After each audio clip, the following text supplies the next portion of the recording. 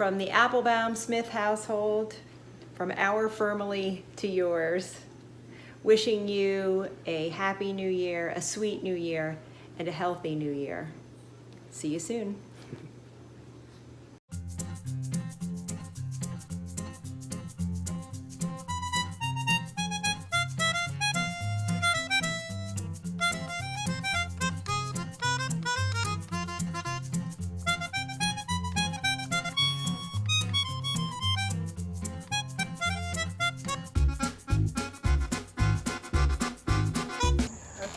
From the Moskowitz home to your home.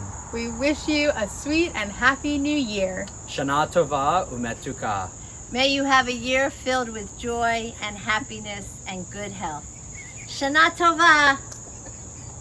Shana Tova. Happy New Year from our house to yours.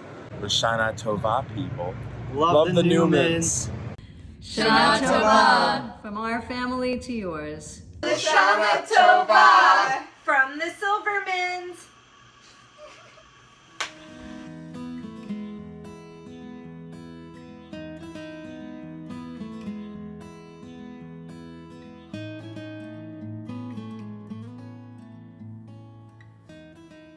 Shana Tova, everyone. This feels so awkward and so artificial, but it isn't. Oh, God.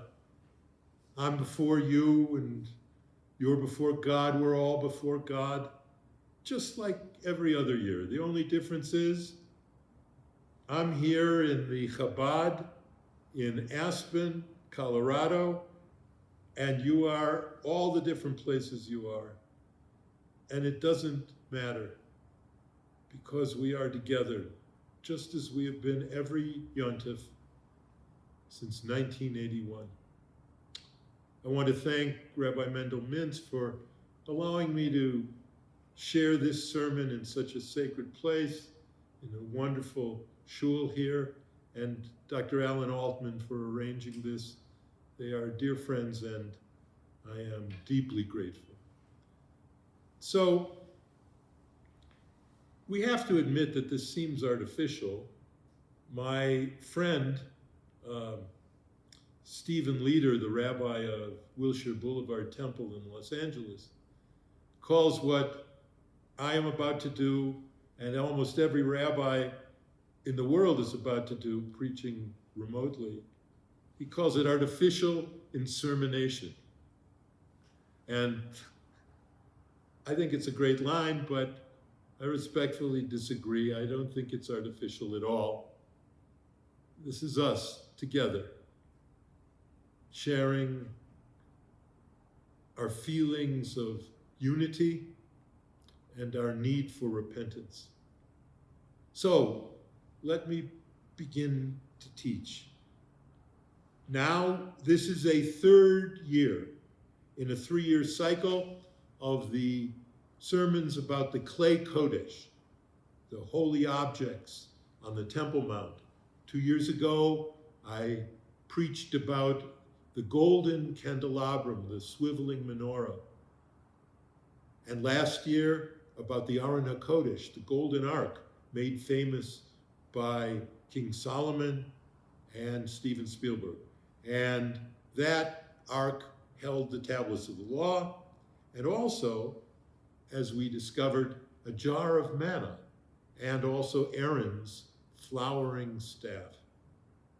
This year, I want to teach you about a simple wash basin, but it wasn't so simple.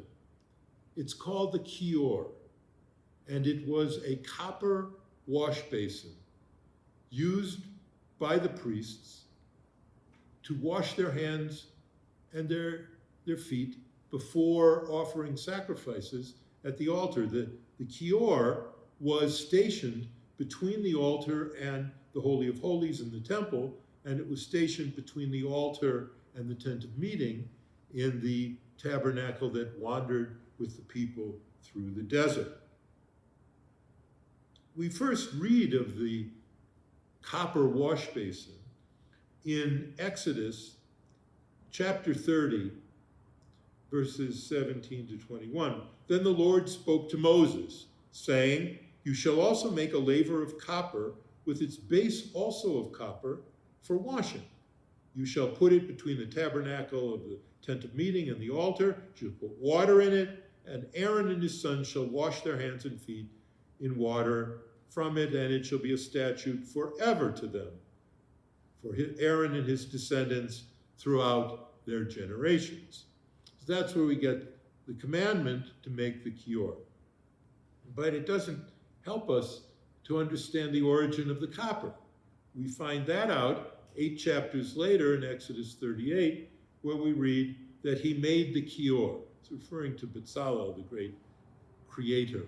First in the Torah, they say it was Moses who made it. The wash basin of copper and its stand of copper were made from the mirrors of the women who performed tasks at the entrance to the tent of meeting. So, the kior was not just a copper wash basin. It was a copper wash basin made of mirrors donated by women. So what did these mirrors look like? Well, just a brief digression on the history of mirrors. The word for mirrors in the Torah text is the word marot.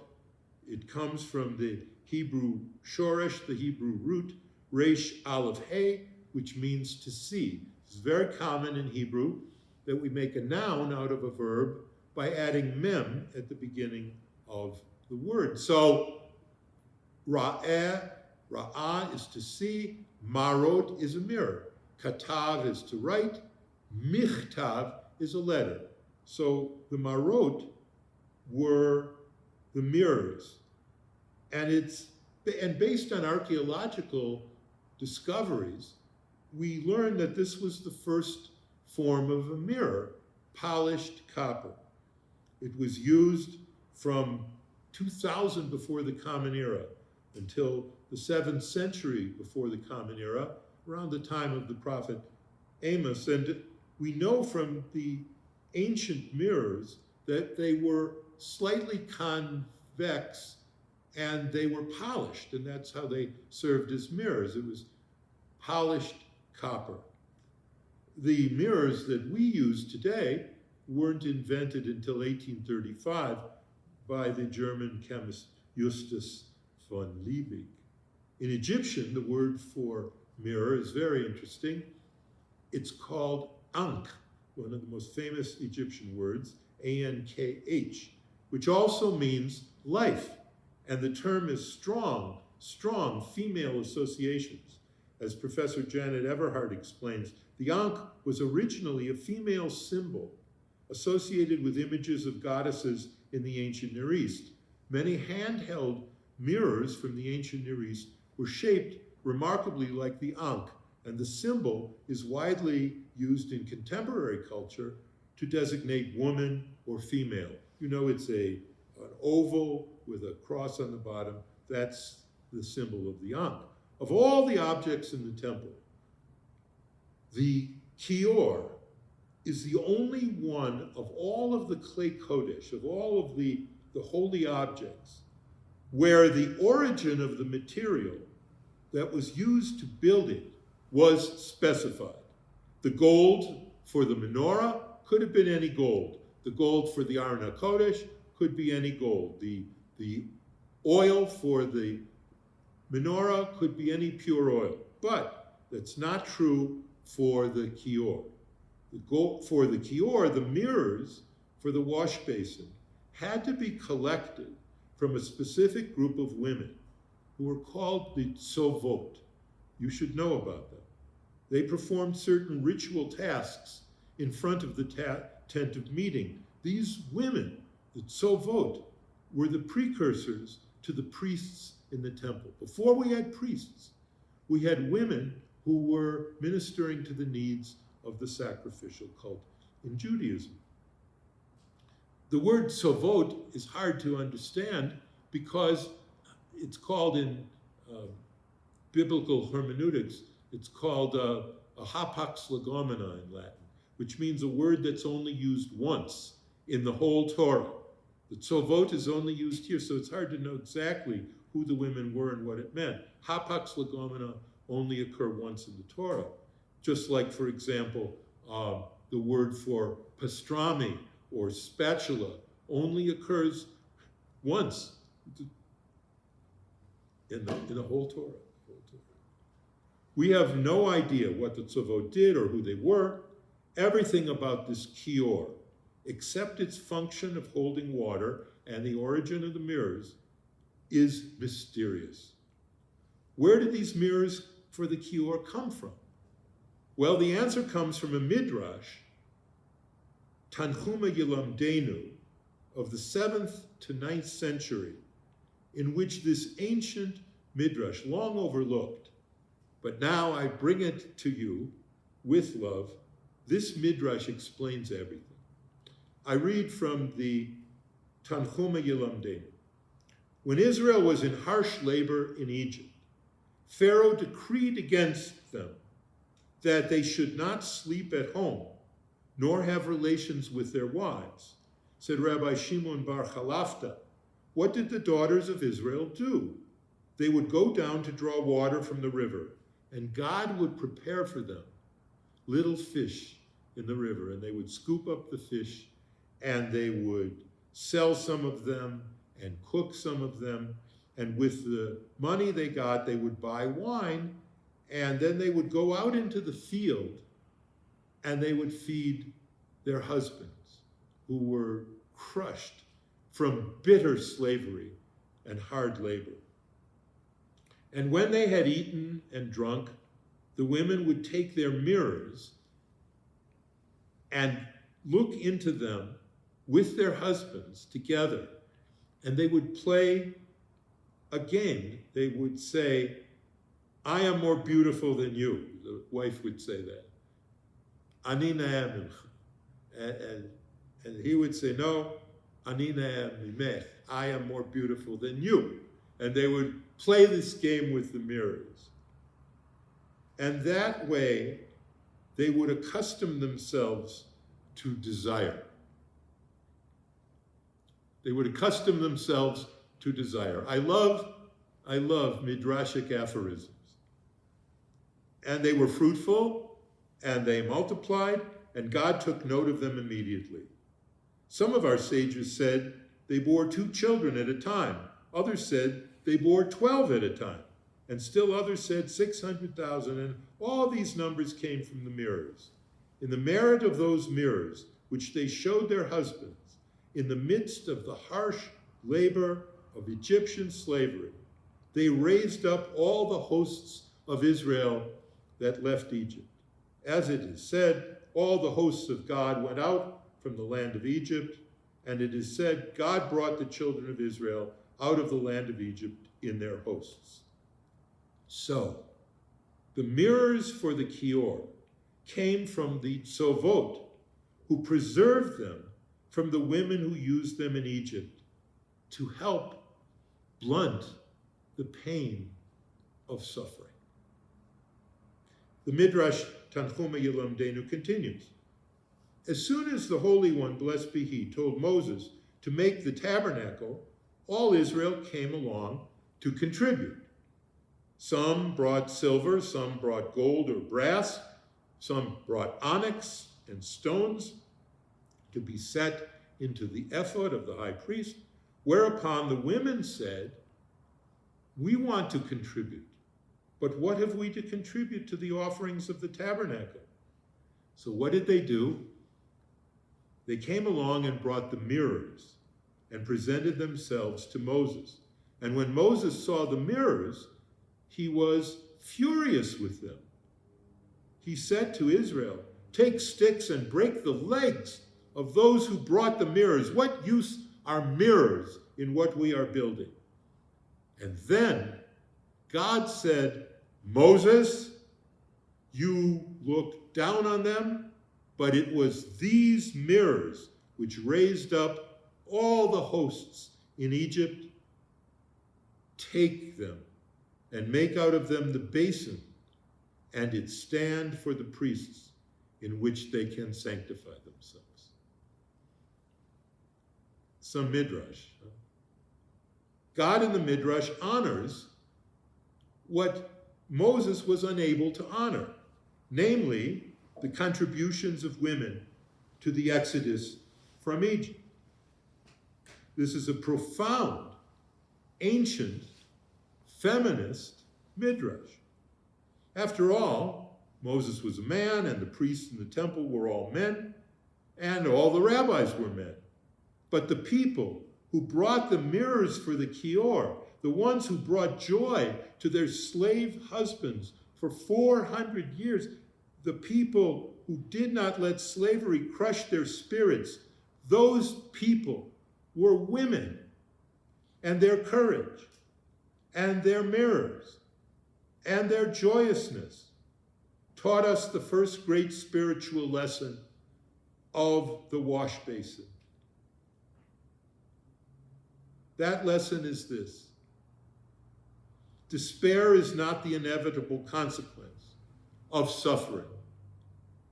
Despair is not the inevitable consequence of suffering. Suffering is a historical fact. It's a fact. Despair is a personal choice. This pandemic is a fact, but how we react to the pandemic is not a fact. It is a choice. It's a choice that reminds me of the choice that African Americans, slaves, made in creating gospel music and the blues, and it gave hope to generations of Black American slaves. The mirrors of Egypt gave hope to generations of Jewish Egyptian slaves. The reflections in their mirrors were not the reflections of their faces. The reflections in their mirrors were the reflections of their hope. The kior is the most important mirror in the mirror story in the Torah, but our culture preserves three incredibly important and well-known mirror stories. They are the story of Narcissus, the story of Perseus, and the story of Snow White. I actually would add to this a contemporary classic about mirrors, J.K. Rowling's The Mirror of Erised. Erised is the word desire spelled backwards. You should read it. The story of Narcissus in Greek mythology is found in Book 3 of Ovid's Metamorphoses. While walking in the woods one day, Narcissus, who was a beautiful man, beautiful beyond description, was followed while he was walking in the woods by a mountain nymph named Echo. Echo fell in love with Narcissus's beauty, and when Narcissus turned and shouted, "Who's there?" all Echo could do was repeat, "Who's there?" Hence the name Echo. Narcissus told Echo to go away. Echo was so heartbroken, she spent the rest of her life in the forest repeating what she heard people say. Now, watching all this, according to Ovid, was Nemesis, who was the goddess of revenge. And Nemesis saw everything. So she decided to punish Narcissus for his narcissism. She lured him to a pool where he leaned upon the water, and in the mirror-like reflection of the water, he saw himself in the bloom of youth. Narcissus did not realize it was merely his own reflection and fell deeply in love with it as if it was somebody else. Unable to leave the allure of his image, he eventually realized that his love could not be reciprocated, and he melted away from the fire of passion burning inside of him, eventually turning into a gold and white flower. The genus Narcissus includes, as you may know, daffodils and jonquils. And that's the story of Narcissus and the mirror. The story of Perseus and Medusa is also very well known, and it tells the story of how the demigod Perseus killed the Gorgon Medusa. Now, Perseus was a demigod because he was the son of Zeus and Danae. That's what made him a semi-god. In our era, Tom Brady would be a demigod, or Aaron Rodgers. Michael Jordan was definitely a demigod, but I'll go into that in another sermon. In Greek mythology, a gorgon is a mythical creature with snakes for hair. If you look upon a gorgon, you turn to stone, which meant it was extremely difficult for gorgons to find hairdressers. Two of the gorgons, Theno and Euryale, were immortal, but their sister Medusa was not. And she was slain by the demigod and hero Perseus. And he did it by only looking at her through the mirror-like reflection of his polished shield. This enabled him to sneak up on her and cut off her snaky head. And finally, there is the fairy tale of Snow White from the 1812 edition of Grimm's Fairy Tales. We have the iconic magic mirror into which the wicked queen looked every day and asked, "Magic mirror on the wall, who is the fairest one of all?" And the mirror always told the queen she was the fairest. But as Snow White grew up, and as Snow White became more beautiful each day, and then finally as Snow White had her bat mitzvah. What? You don't know this? Sometimes. And the queen asked her magic mirror, who is the fairest? It told her that now that Snow White was bat mitzvah, she was the fairest. Yes, that's true. Grimm was an anti-Semite, and that's why you don't know that she had a bat mitzvah. But that's, again, for another sermon. Anyway, the queen ordered a huntsman to take Snow White into the forest and to kill her. But he couldn't do it. And so he let her go wandering in the forest until she was saved by 7 little people. We don't say dwarfs anymore, but little people. And she was saved by Doc. Let's see how good you are here. Doc, grumpy, happy, sleepy, bashful, sneezy, and Moish. Yes, it was Moish, I told you. Grimm was an anti-Semite. It was always Moish, and he got rid of Moish, and he put in Dopey.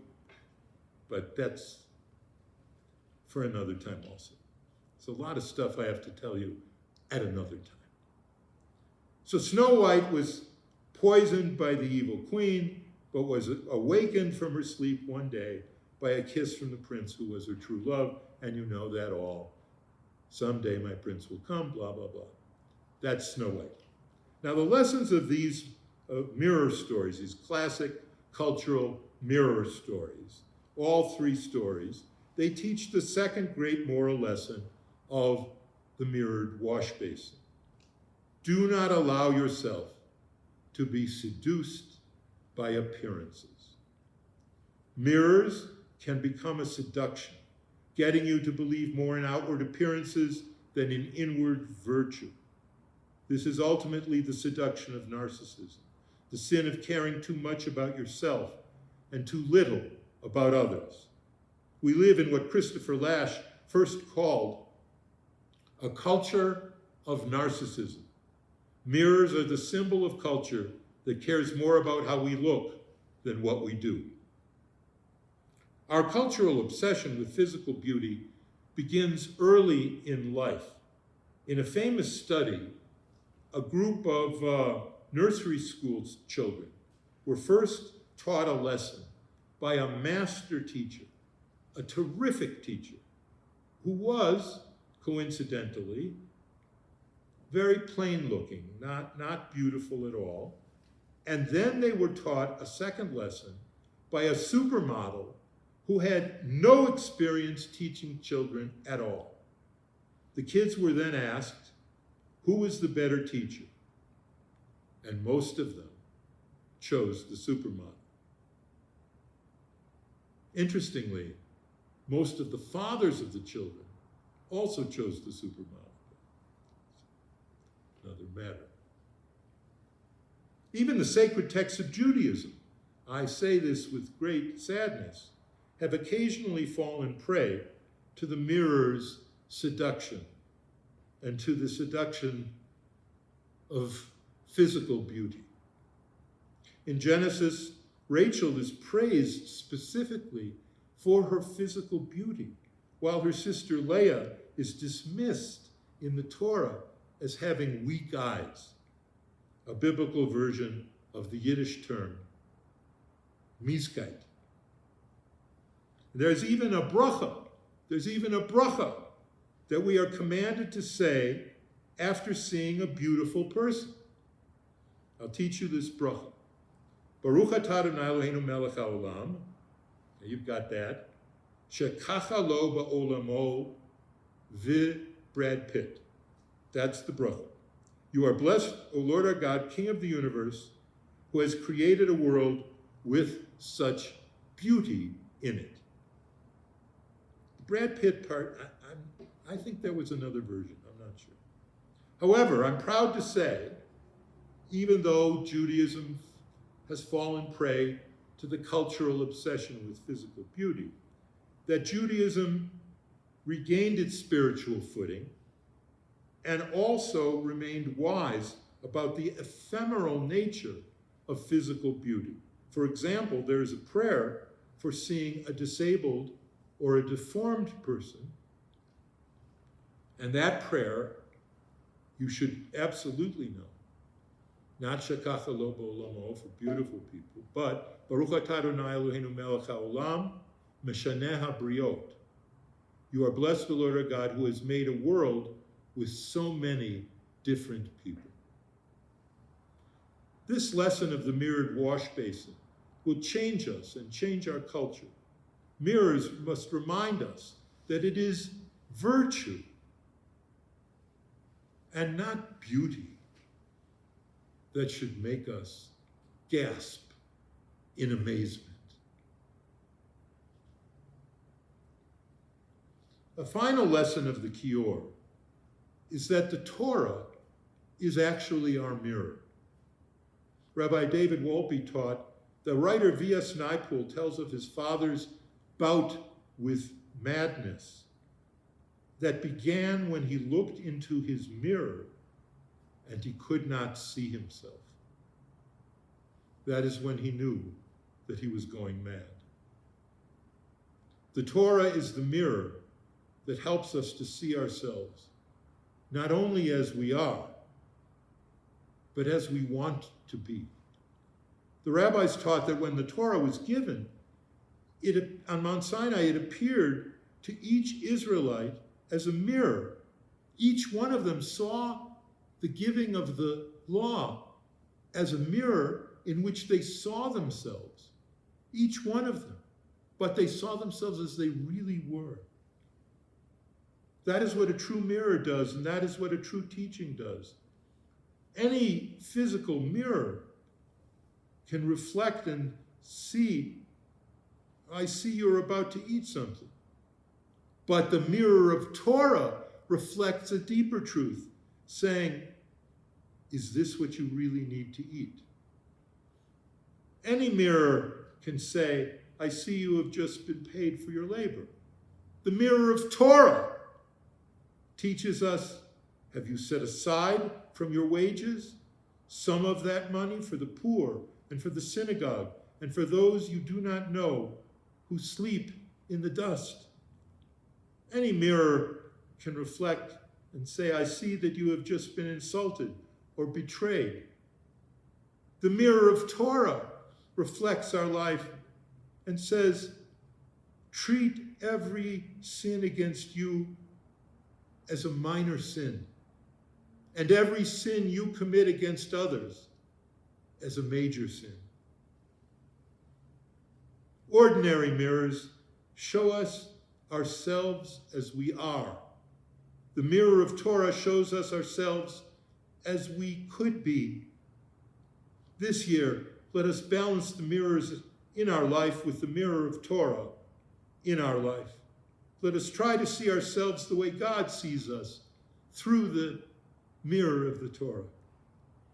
What can we see, and what do we miss seeing? You see, the mirror of Torah, like all mirrors, is ultimately not a discovery of what we look like, but a decision about what we will be like. I knew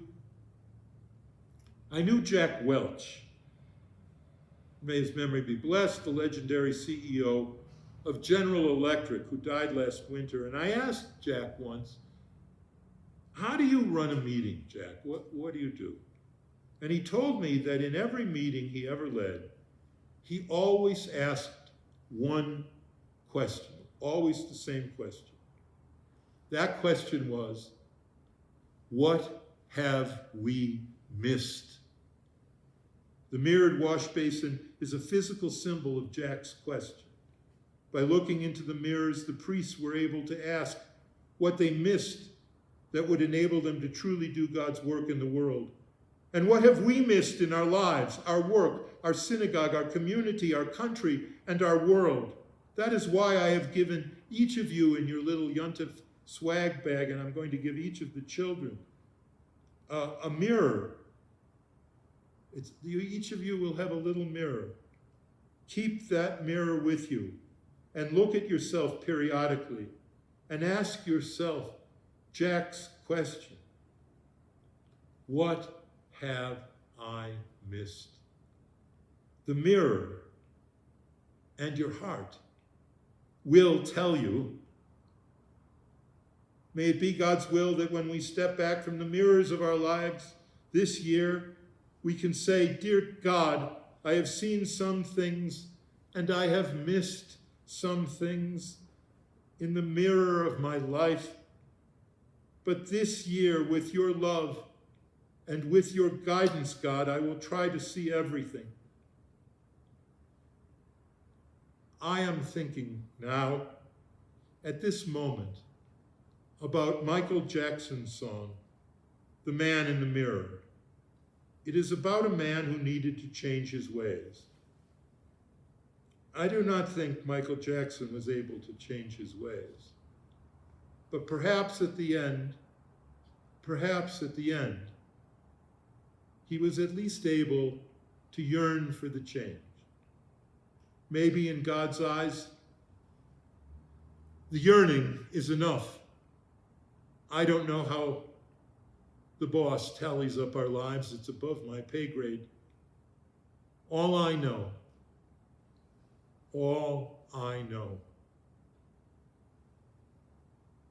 is that I'm starting with the man in the mirror. I'm asking him to change his ways. And no message could have been any clearer. If you want to make the world a better place, take a look at yourself and then make a change. Take a look at yourself and then make a change. Na na na, na na na na na. Amen.